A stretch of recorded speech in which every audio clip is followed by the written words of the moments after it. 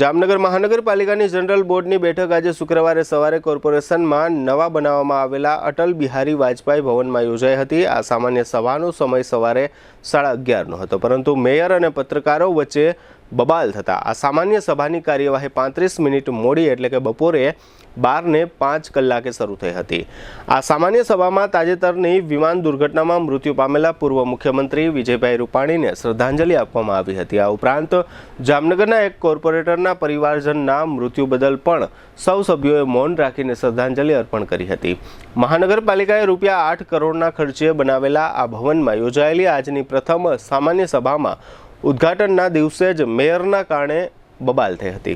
સભાની કાર્યવાહી શરૂ થઈ ત્યારે સભાના અધ્યક્ષ મેયર વિનોદ ખીમસુરિયાએ એવી સૂચના આપી કે પ્રેસ, ફોટોગ્રાફર અને કેમેરામેનોએ શરૂઆતની 2-3 મિનિટમાં ફોટાઓ પાડીને અને શૂટિંગ કરીને બેસી જવું, પરંતુ આ અંગે મેયર દ્વારા યોગ્ય જગ્યા ફાળવવામાં ન આવતા પત્રકારો તથા ફોટોગ્રાફરોએ મેયરની સૂચનાનો ઉગ્ર વિરોધ કર્યો હતો। બાદમાં મેયરે નમતું જોખ્યું હતું અને ફોટોગ્રાફરો તથા પત્રકારોને સાઈડમાં ઊભા રહીને તેમનું કામ કરવાની મંજૂરી આપતા મામલો થાળે પડ્યો હતો। મેયર વિનોદ ખીમસુરિયાના અધ્યક્ષ સ્થાને યોજાયેલી આ સામાન્ય સભામાં ટેક્સ વિભાગના ઇન્ચાર્જ આસિસ્ટન્ટ કમિશનર જિગ્નેશ નિર્મળ, સોલિડ વેસ્ટ વિભાગના કંટ્રોલિંગ અધિકારી મુકેશ વરણવા તથા વોટર વર્ક્સ વિભાગના અધિકારી નરેશ પટેલ તેમજ ઇન્ચાર્જ ચીફ ઓડિટર કોમલબેન પટેલને પ્રમોશન આપવાનો નિર્ણય કરવામાં આવ્યો હતો। આ તકે વિપક્ષે એમ જણાવ્યું હતું કે અધિકારીઓને અપાયેલા પ્રમોશનનો અમે કોઈ વિરોધ કરતા નથી, પરંતુ અન્ય જે અધિકારીઓ તથા કર્મચારીઓને પ્રમોશન આપવાના થાય છે તે તમામને પણ પ્રમોશન આપવામાં આવે। અત્રે ઉલ્લેખનીય છે કે પત્રકારો અને ફોટોગ્રાફરોની તકલીફ અંગે પત્રકારોએ સ્ટેન્ડિંગ કમિટીના ચેરમેન અને શહેર બીજેપી પ્રમુખ બીનાબેન કોઠારીને રજૂઆત કરી હતી, પરંતુ તેઓ મૌન રહ્યા હતા। જોકે વિપક્ષના સભ્યો દ્વારા પત્રકારો અને ફોટોગ્રાફરોની માંગણીને સમર્થન આપવામાં આવ્યું હતું। આજની શુક્રવારની જનરલ બોર્ડની બેઠકમાં વિપક્ષના સભ્યો આનંદ રાઠોડ, અલ્તાફ ખફી, અસલમ ખિલજી, જૈનબબેન ખફી, રાહુલ બોરીચા અને રચનાબેન નંદાણીયાએ ભાગ લીધો હતો। વિપક્ષ દ્વારા એવો આક્ષેપ થયો હતો કે મહાનગરપાલિકા રોસ્ટર મુજબ ભરતી કરતી નથી। 10 વર્ષ પહેલા કોર્પોરેશનના જનરલ બોર્ડમાં સેટઅપ માટેની જે દરખાસ્ત કરવામાં આવી હતી તે સેટઅપ આજે 10 વર્ષ પછી પણ મંજૂર થયું નથી। આ ઉપરાંત 2024ના સેટઅપ મુજબ ભરતીઓ થતી નથી।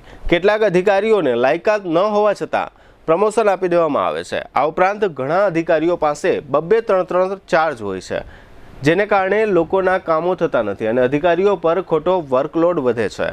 વિપક્ષે એવી પણ ચોંકાવનારી રજૂઆત કરી હતી કે આ કોર્પોરેશનમાં એવો પણ દાખલો બન્યો છે કે જે વ્યક્તિ ડીડીટી છાંટતા હોય તેને અધિકારી બનાવી દેવામાં આવ્યા છે।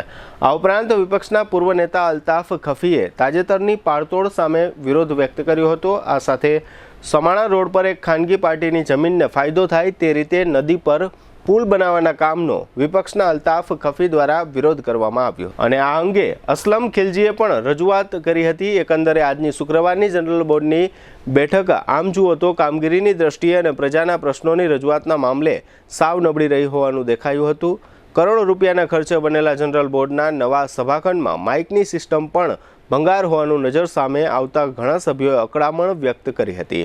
સામાન્ય સભાની આ કાર્યવાહી દરમિયાન વિપક્ષના પૂર્વ નેતા આનંદ રાઠોડે કમિશનર દિનેશ મોદીને એવો સવાલ કર્યો હતો કે આપ IAS અધિકારી પાસ થઈને બન્યા છો કે બઢતીથી? આથી કમિશનર નારાજ થયા હતા અને પર્સનલ એટેક નહીં કરવાનું જણાવી ગૃહની કાર્યવાહી છોડી જતા રહ્યા હતા। કમિશનર ગયા એટલે અન્ય અધિકારીઓ પણ ગૃહ છોડીને જતા રહ્યા હતા। ત્યારબાદ અધિકારીઓ વગર બોર્ડની કાર્યવાહી ચાલતી હતી ત્યારે ફરીથી આનંદ રાઠોડે સર્કસના જોકરનો દાખલો આપતા કમિશનરને માઠું લાગી ગયો હતો અને મને જોકર કહ્યું એમ બોલીને કમિશનર સભાગૃહ છોડી ગયા હતા। જનરલ બોર્ડની કાર્યવાહી પૂર્ણ થયા બાદ વિરોધ પક્ષ તથા શાસક પક્ષ દ્વારા પત્રકારો સમક્ષ બોર્ડની કાર્યવાહી અંગે કોઈ સ્પષ્ટ અને મુદ્દાસર વિગતો આપવામાં આવી ન હતી। સગાઈ, લગ્ન અને શુભ પ્રસંગો માટે પાર્ટી પ્લોટ તથા બેન્ક્વેટ હોલની શોધમાં છો તો આપના શુભ પ્રસંગો જાજરમાન અને યાદગાર બનાવવા આપને અમો આમંત્રિત કરીએ છીએ। રોયલ રિસોર્ટ, આ ભવ્ય અને દિવ્ય રોયલ રિસોર્ટ કુલ 4 લાખ ચોરસ ફૂટમાં પથરાયેલું છે। 70,000 ચોરસ ફૂટ અને 8,000 ચોરસ ફૂટની વિશાળ જગ્યાની લોન્સમાં 2 વિશાળ પાર્ટી પ્લોટ, 10,000 ચોરસ ફૂટમાં લાઇટથી જગમગારા મારતા બ્યુટીફુલ ઝુમ્મર સાથેનો ભવ્ય બેન્ક્વેટ હોલ, હલ્દી રસમની અને પૂલ પાર્ટી માટે વિશાળ સ્વિમિંગ પૂલ, વરકન્યાના અલગ અલગ રૂમ સહિત 28 રૂમ, બેન્ક્વેટ હોલમાં 1500 અને પાર્ટી પ્લોટમાં 3000 મહેમાનો એક સાથે પ્રસંગ માણી શકે તેવી સુપર વ્યવસ્થા, એક સાથે 250 કે 300 થી વધુ કાર પાર્કિંગ થઈ શકે તેવું વિશાળ પાર્કિંગ, એક સાથે 2 પ્રસંગ થઈ શકે તેવી વિશાળ વ્યવસ્થા ધરાવતું ભવ્ય રોયલ રિસોર્ટ. આપના પ્રસંગને દીપાવવા અને યાદગાર બનાવવા માટે આજે જ મુલાકાત લો રોયલ રિસોર્ટ, ખીજડીયા બાયપાસ ચોકડી, રાજકોટ હાઈવે, જામનગર. મોબાઈલ 85 111 71 201. અત્યારે મને ખબર છે 3 એજન્ડામાં 3 જણાનું પ્રમોશન આપે. કોમલબેનને પ્રમોશન આપો છો, વરાળવા સાહેબને પ્રમોશન આપો છો, પટેલ સાહેબને પ્રમોશન આઈ વાંચેલી છે. ત્યારે અમને એ ખબર હોય કે કેની ક્યાં લાયકાત નથી, પણ પ્રમોશન માં નામ આવી ગયું. અમારો વિરોધ નહીં હોય. મારો વિરોધ એટલા માટે નહીં હોય કે એની જિંદગીના ઘણા વર્ષો અમારે પાલિકા વચ્ચે લાગે અને તમે માહોલ એવો બનાવી રાખ્યો છે કે હાજી કરવી પડતી હોય. અધ્યક્ષ ક્યાં સિંગલ ખોટાબાને અમને કોઈ ફોન નથી કર્યો અમને પ્રમોશન મળે છે. અમને એ ખબર છે કે મીઠાઈની પેટી તમારા ઓફિસમાં જેની ઓફિસમાં મીઠું મોટું કરવા આવશે, અમે પેડો નહીં ખાવે છો. અમને એક સાહેબ નથી અધ્યક્ષ. એને કોઈ અમલવારીનો ક્યારે પણ એનો નિર્ણય આવશે એને આપણે હજી પણ ખબર નથી. આજે જનરલ બોર્ડ નવું જનરલ બોર્ડ કેનું આપણે બધા મેળાને શિક્ષણ ખૂબ સારું છે, પણ એવો કોઈ તો એજન્ડા હોવો જોઈએ કે જે પબ્લિકને પણ લાગુ પડતો હોય.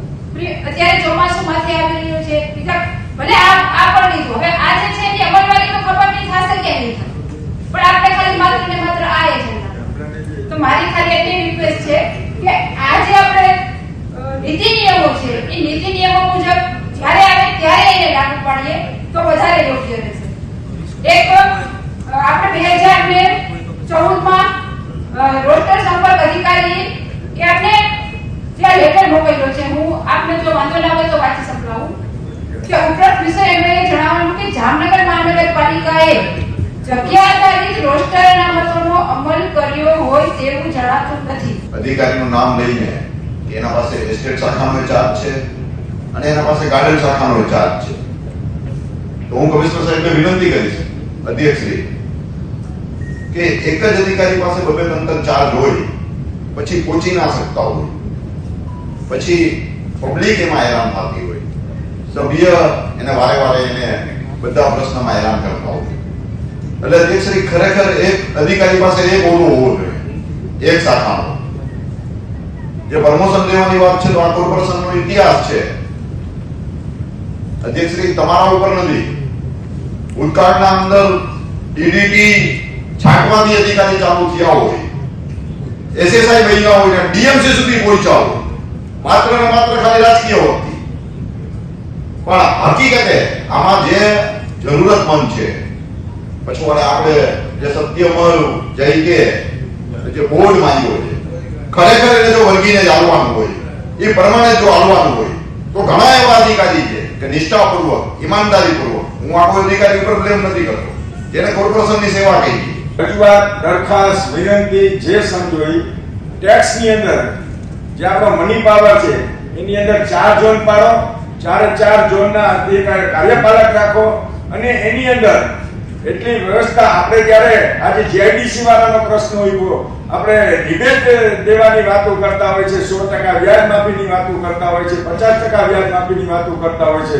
માનનીય અધ્યક્ષશ્રી, કારણ કે આપણો સ્ટાફ આપણે ઉઘરાણી એ નથી કરી શકતા, જ્યારે ટેક્સ ઓફિસર ઉઘરાણી કરવા જાય છે તો ત્યારે માનનીય અધ્યક્ષશ્રી અહીંયા કર્મચારી, અહીંયા જે અરજદારો અધિકારીઓ પાસે આવે છે ત્યારે અધિકારીઓ ગેરહાજર હોય છે. તો કે આ અધિકારી ક્યાં છે? તો કે ફલાણી જગ્યાએ ઉઘરાણું કરવા ગયા છે. આ જનરલ સેટઅપ મંજૂર સરકારમાંથી નહીં થાય તો શું થશે? આ પ્રમોશન છે એ પાછળ ડિમોશન થશે કે શું થશે? મારો પ્રશ્ન એ છે. ફોર એક્ઝામ્પલ સરકાર ના મંજૂર કરી દે તો આપણે તો મંજૂરીની અપેક્ષા ના થાય તો આપણે શું કરશે? શું થશે? મારો પ્રશ્ન એ છે. આપણે કોઈ ચોરી કરવા ભેગા થયા છે, કઈ ડાકુ ડરવા ભેગા થયા છે, આપણે કઈ ખોટું કરવું છે? અધ્યક્ષની લોકસભા હોય કે વિધાનસભા હોય, આખા દેશને, આખા ગુજરાતને લાઈવ દેખાડે છે અમે તમારા પાસે એ અપેક્ષા તો નથી રાખતા કે તમે લાઈવ દેખાડો. અમે તમારી પાસે ખાલી એટલી અપેક્ષા રાખીએ છીએ કે આ જામનગર શહેરના વિકાસ માટે આપણે બધા ભેગા થઈએ. લોકોએ આપણે મત આપીને અહીંયા મોકલ્યા છે. આપણી પબ્લિકને આપણી ખબર પડી જાય, લોકોને ખબર પડવી જોઈએ કે કોણ એના હકમાં વાત કરે છે, કોણ એના હકમાં વાત કરે છે. દેશની જો પત્રકાર આ ગૃહમાંથી બહાર જશે તો વિપક્ષ તરીકે અમે પણ આ ગૃહમાંથી બહાર જશે. પછી એને એનો પાછો નિર્ણય કર્યો. એને કીધું કે ખાલી 20 મિનિટ તમે નીકળી જાઓ. પણ એમ નહીં, પણ હું શું કહું છું, હવે અહીંયા તમે આને જવાબ દઈ દો. તમે આનો જવાબ દો. આ બોર્ડનો અમે બહિષ્કાર કરી દી. જામનગર શહેરની પ્રજા તમે કોકના કહેવાથી નથી કર્યું. તમને કોઈ નથી. ડેપ્યુટી મેયર તમને પણ કહું છું. અને અધ્યક્ષ તો બેસી, અને અધ્યક્ષ તો ગ્રહના.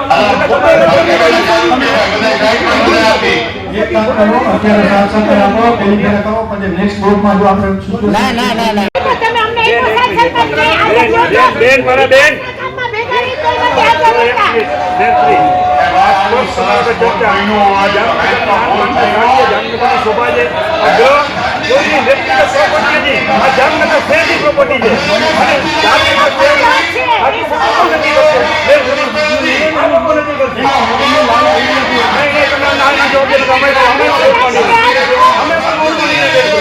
જવાબ દો.